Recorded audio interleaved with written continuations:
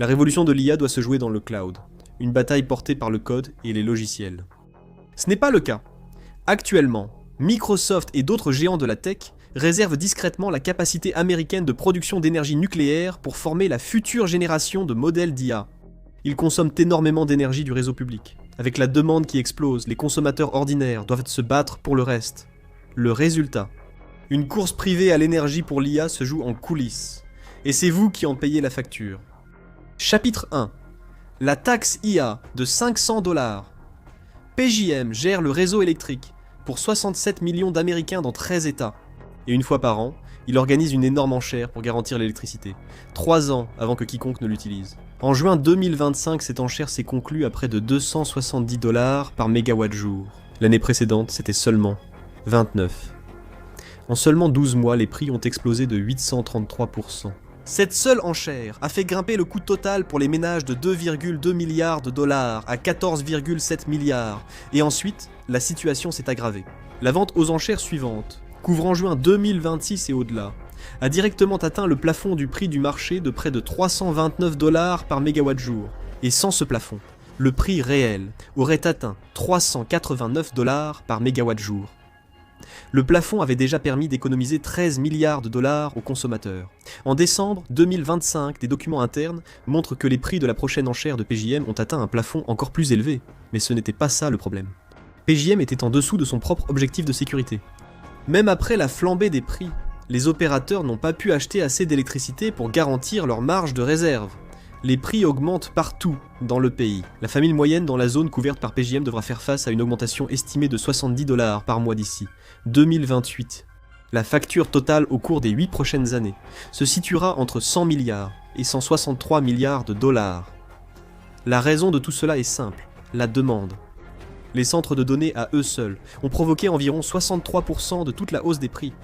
L'explosion de la demande provenant des fermes de serveurs d'IA se produit si rapidement que le réseau a du mal à suivre.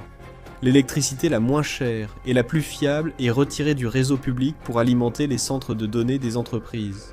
Les familles ordinaires perdent déjà la hausse des coûts pour stabiliser le système, comme le montre votre facture. Chapitre 2. La grande cannibalisation. La plupart des Américains croient encore que leur pays est à la tête d'un boom des énergies propres, mais la réalité est plus compliquée. En septembre 2024, Constellation Energy a signé un contrat d'achat d'électricité de 20 ans avec Microsoft pour redémarrer l'unité 1 de 3 Mile Island en Pennsylvanie.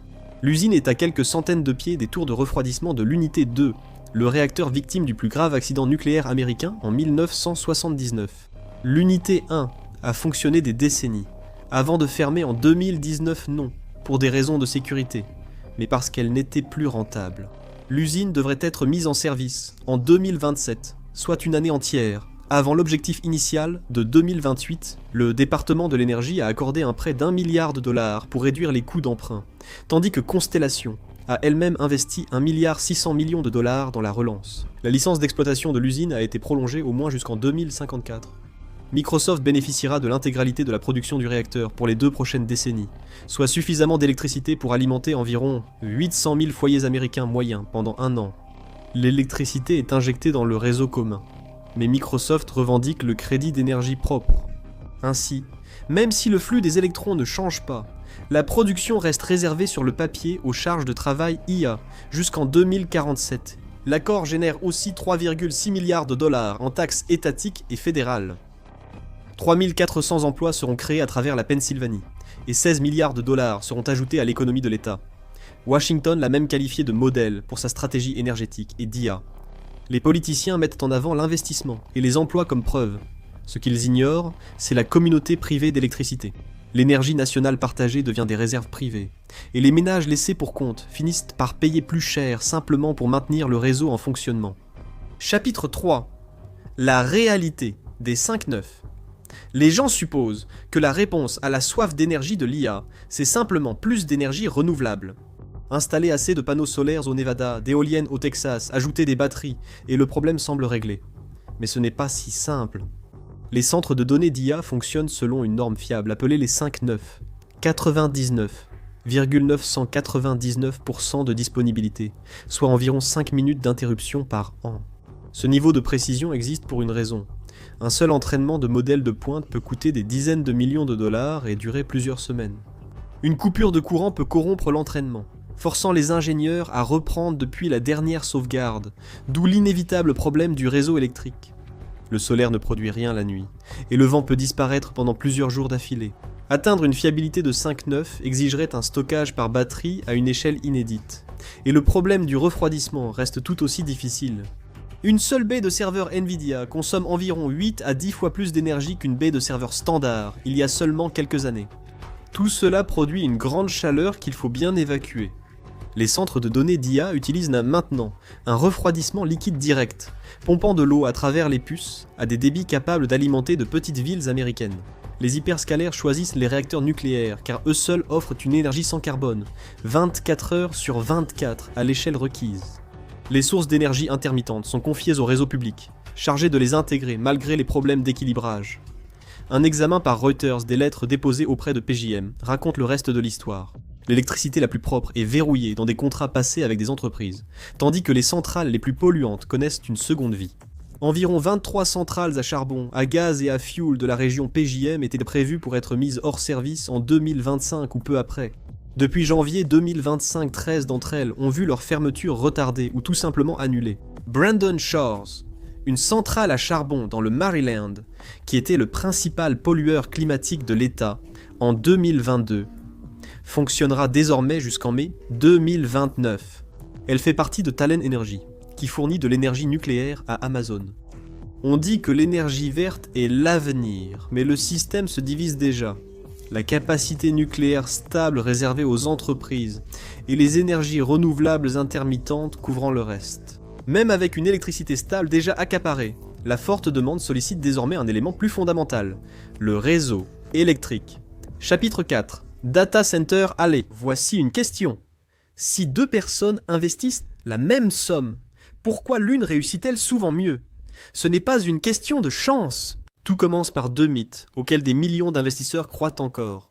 Démystifions-les avec le sponsor d'aujourd'hui, Mintos. Mythe numéro 1. Les actions sont le seul moyen de faire croître régulièrement votre épargne. Eh bien, les actions sont volatiles. Le S&P 500 américain connaît de fortes baisses chaque année. Et en 2025, il a chuté de près de 19% avant de se redresser. Cela peut être stressant et amener de nombreux investisseurs à faire des erreurs coûteuses, sous le coup de l'émotion. Mythe numéro 2. Les actifs à revenus fixes sont compliqués et ne sont pas destinés aux investisseurs ordinaires.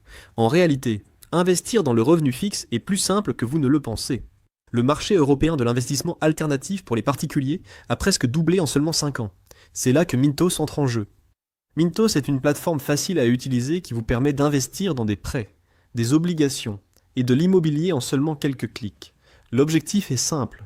Gagnez un revenu régulier sans dépendre des hauts et des bas du marché boursier et répartissez les risques. Les prêts sur Mintos ont offert un rendement net annuel moyen de 8,8% depuis 2015, ce qui est supérieur à un compte d'épargne. Mintos a été fondé en 2014 et compte plus de 700 000 investisseurs à travers l'Europe, gérant plus de 800 millions d'euros d'actifs pour les investisseurs. Investissez dès 50 € avec une gestion automatisée ou gardez le contrôle total. Pour recevoir un bonus de bienvenue exclusif, scannez le code QR ou cliquez sur le lien dans la description. Voilà, c'est fait. 2 mythes sur l'investissement ont été démystifiés. Investissez dès aujourd'hui avec Mintos. De Loudoun, en Virginie, est situé à 65 km à l'ouest de Washington, D.C. Les terres agricoles vallonnées ont été remplacées par des banlieues et des entrepôts à perte de vue. La région gère désormais environ 25% de tout le trafic internet nord-américain. Les habitants l'appellent le Data Center Alley, et en son centre se trouve le code postal 20 147, ce qui se rapproche le plus d'un cerveau physique pour internet. Le pays possède environ 200 centres de données, et 117 en développement, chaque nouveau projet augmentant la pression sur le réseau électrique. La plupart des nouveaux projets de campus requièrent assez d'électricité pour alimenter un pays, soit environ 150 000 foyers américains. Un campus, une entreprise, parfois même un seul client. Dominion Energy construit de grandes lignes de transmission pour alimenter la zone des centres de données du comté de Loudoun. Parmi les principales propositions, la ligne Golden to Mars traverserait 35 km de quartiers résidentiels, d'écoles et de terres agricoles, soutenus par des pylônes en acier de plusieurs centaines de pieds. Et les dépenses augmentent en conséquence. Le plan d'investissement de Dominion pour 2025 à 2029 a grimpé à 50,1 milliards de dollars. mais le coût ne reste pas local. Il est réparti sur l'ensemble du réseau régional, soit 13 États au total. Des foyers éloignés de Virginie financeront des infrastructures pour des centres de données qu'ils n'utiliseront peut-être jamais, et la commission conjointe d'audit et d'examen législatif de Virginie en a fait le calcul. Ils ont affirmé que l'État aurait besoin d'une nouvelle centrale au gaz naturel de 1,5 gigawatts tous les 2 ans, pendant 15 ans, pour répondre à la demande des centres de données. Ces coûts sont cachés dans les factures et frais du marché de gros, invisibles pour la plupart des clients. La pression ne vient pas uniquement des réseaux électriques. Elle vient aussi de ce qui est branché. Chapitre 5. Le piège de l'efficacité. La plateforme Blackwell de Nvidia est la puce d'IA la plus avancée actuellement, déployée dans les centres de données en 2025 et 2026. Au niveau du système, elle utilise jusqu'à 25 fois moins d'énergie par jeton d'inférence que la génération précédente. Cela devrait tout résoudre, mais ce n'est pas le cas. La demande mondiale d'électricité des centres de données devrait encore plus que doubler d'ici 2030. Le scénario de base de l'Agence internationale de l'énergie estime l'utilisation mondiale à environ 945 TWh d'ici là, contre 415 TWh en 2024. C'est légèrement plus que la consommation annuelle totale d'électricité du Japon. D'ici 2035, la même prévision grimpe à 1200 TWh. Rien qu'aux États-Unis, les centres de données pourraient consommer plus d'électricité que l'ensemble de l'industrie lourde réunie. L'acier, le ciment, les produits chimiques et l'aluminium réunis. Un rapport de 2024 du Lawrence Berkeley National Laboratory indique que les centres de données américains représentaient 4,4% de toute la consommation d'électricité en 2023. En quelques années, cela pourrait presque doubler ou tripler selon la hausse de la demande. En termes bruts, la consommation d'électricité pourrait passer de 176 TWh à 580 TWh en 5 ans. Comment ces deux choses peuvent-elles arriver simultanément ? L'efficacité augmente tandis que l'utilisation explose. Cette question n'est pas récente. Un économiste anglais du 19e siècle nommé William Stanley Jevons l'a compris bien avant que quiconque ne pense à l'intelligence artificielle. Il a constaté que malgré l'efficacité accrue des machines à vapeur au charbon, la consommation totale de charbon en Angleterre continuait d'augmenter. L'énergie moins chère a favorisé de nouveaux usages, et la multiplication des applications a annulé les économies dues à l'efficacité. Le même piège touche désormais l'intelligence artificielle. Quand le coût d'une requête passe de quelques centimes à une fraction de centime, chaque chef de produit voit une nouvelle opportunité. Les chatbots s'intègrent au service client. Des surcouches d'IA s'ajoutent aux barres de recherche. Des assistants de code agissent discrètement en arrière-plan, tandis que des agents automatisés prennent en charge des tâches autrefois manuelles. Chacun d'eux est peu coûteux individuellement, mais multipliés à l'échelle de l'économie mondiale, ils engloutissent le moindre watt économisé et exigent ensuite une consommation bien supérieure, de plusieurs ordres de grandeur. Les voitures sur les routes américaines racontent la même histoire. Les moteurs sont devenus beaucoup plus économes en carburant au cours des 40 dernières années. Pourtant, la consommation totale d'essence aux États-Unis a à peine changé. Les Américains ont simplement parcouru plus de kilomètres et acheté des camions plus gros. Des kilomètres moins chers signifiait plus de kilomètres parcourus. L'AIE prévoit qu'environ la moitié de la demande supplémentaire des centres de données d'ici 2035 sera couverte par les énergies renouvelables, le gaz naturel couvrant une grande partie du reste. Cela change seulement la fourniture d'énergie. Cela ne résout pas le problème, et aucune avancée majeure dans les puces à venir n'y change quoi que ce soit. Au contraire, la crise s'aggrave, car la technologie s'améliore constamment. Les États-Unis tentent de résoudre ce problème en faisant transiter toujours plus d'électricité sur leurs lignes déjà surchargées vers les centres de données, tandis que la Chine adopte une autre approche. Chapitre 6. Le plan directeur de la Chine de l'Est vers l'Ouest. En février 2022, l'État chinois a lancé ce qu'il appelle l'initiative Données de l'Est, calcul à l'Ouest. Il s'agit d'une réorganisation nationale des centres de calcul, visant à déplacer les centres de données des villes côtières vers l'intérieur, où le foncier coûte moins cher et l'électricité était plus disponible. C'est mis en œuvre à une vitesse et à une échelle qu'aucun gouvernement occidental n'a tenté de notre vivant. Cela divise le pays en 8 pôles nationaux de calcul et 10 grappes de centres de données. Les grappes de l'Est, proches de Pékin, Shanghai et la Grande Baie, traitent les tâches nécessitant une réponse rapide pour les villes où se concentre l'essentiel de l'activité économique. Les grappes de l'Ouest sont délibérément placées dans l'intérieur peu peuplé du pays, à travers la Mongolie intérieure, le Ningxia, le Gansu et les abords du désert de Gobi. Fin 2024, le Bureau national des données de Chine a rapporté qu'environ 6,1 milliards de dollars avaient déjà été investis dans les 8 pôles. Pourquoi construire là-bas ? C'est là que se trouvent les grandes ressources hydroélectriques, éoliennes et solaires de la Chine, encore inutilisées. Les provinces de l'Ouest produisent bien plus d'électricité que leur population clairsemée ne peuvent en consommer. L'excédent était historiquement gaspillé, car l'envoyer vers l'Est était coûteux et inefficace. La solution de l'État n'a pas été de construire davantage de lignes électriques, mais de déplacer la demande. Les tâches informatiques sans besoin de réponse immédiate sont désormais transférées vers l'Ouest via des réseaux dédiés de fibres optiques à haute capacité, ce qui fonctionne pour la plupart des charges de travail. La latence entre l'Est et les centres de données de l'Ouest atteint déjà l'objectif chinois de Vinem pour l'informatique courante, ce qui reconfigure physiquement Internet lui-même. Les centres de données sont installés là où l'électricité c'est la moins chère et la plus abondante du pays. Dans des endroits comme le cluster d'Oulan-Bator en Mongolie intérieure, cette stratégie a déjà attiré environ 10 gigawatts de projets de centres de données prévus par des entreprises telles que 21Vnet Huawei et ByteDance. Les installations des pôles nationaux doivent avoir un indice d'efficacité énergétique de 1,2 maximum, certaines nouvelles constructions atteignant 1,04, alors que la moyenne mondiale est d'environ 1,5. La consommation globale d'énergie des centres de données en Chine devrait augmenter de 19% par an entre 2025 et 2030, soit plus rapidement que dans toute autre grande économie.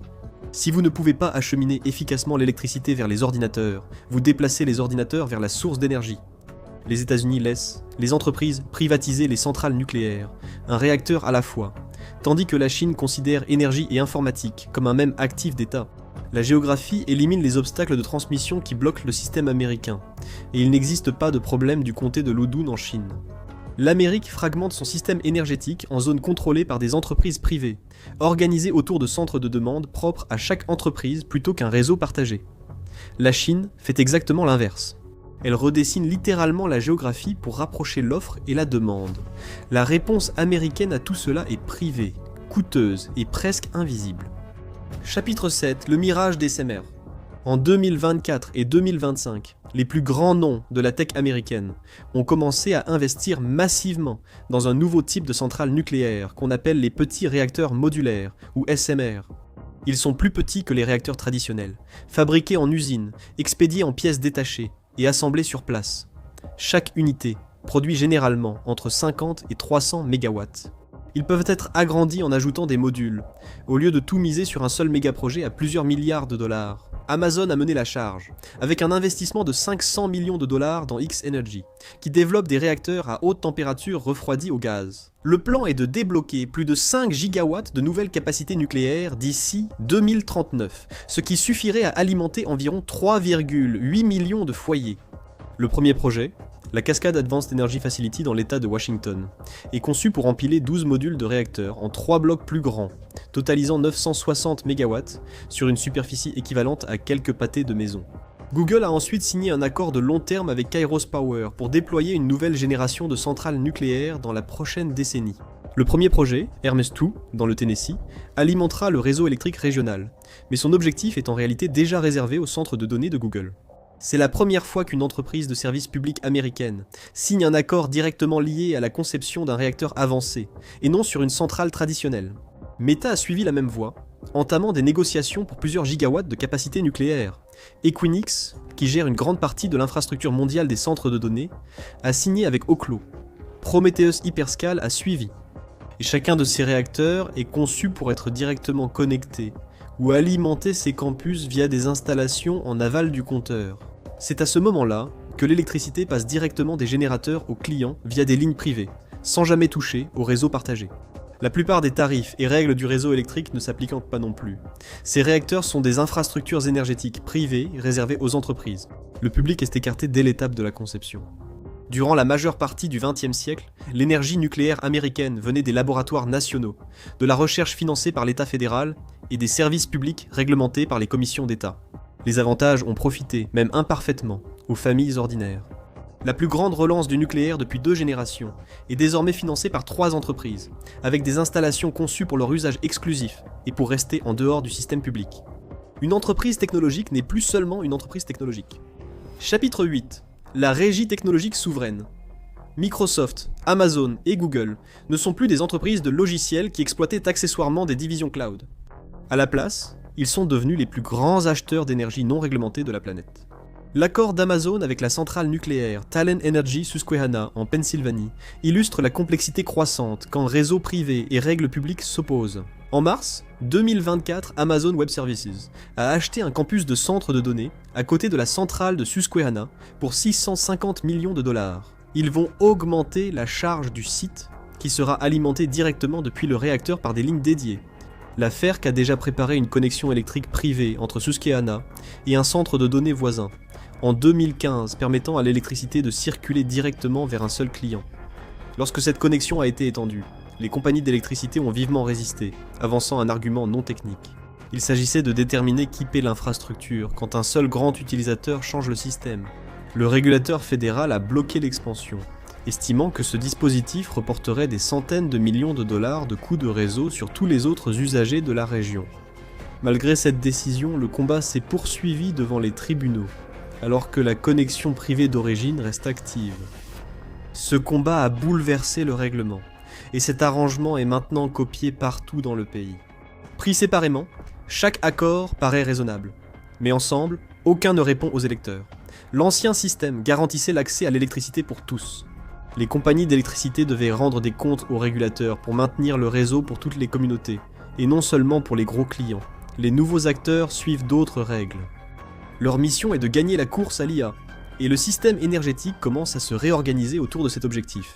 Presque personne n'a voté pour cela. Aucun débat au Congrès ni plan national, juste des accords privés annoncés par des communiqués d'entreprise.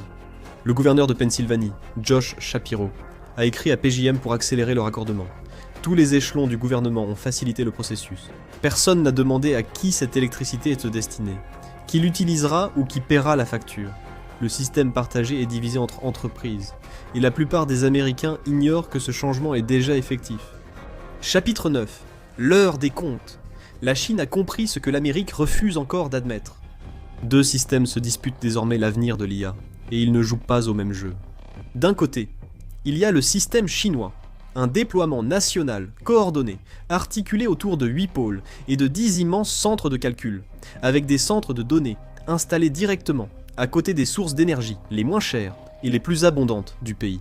Le tout fonctionne comme une seule machine, comme une.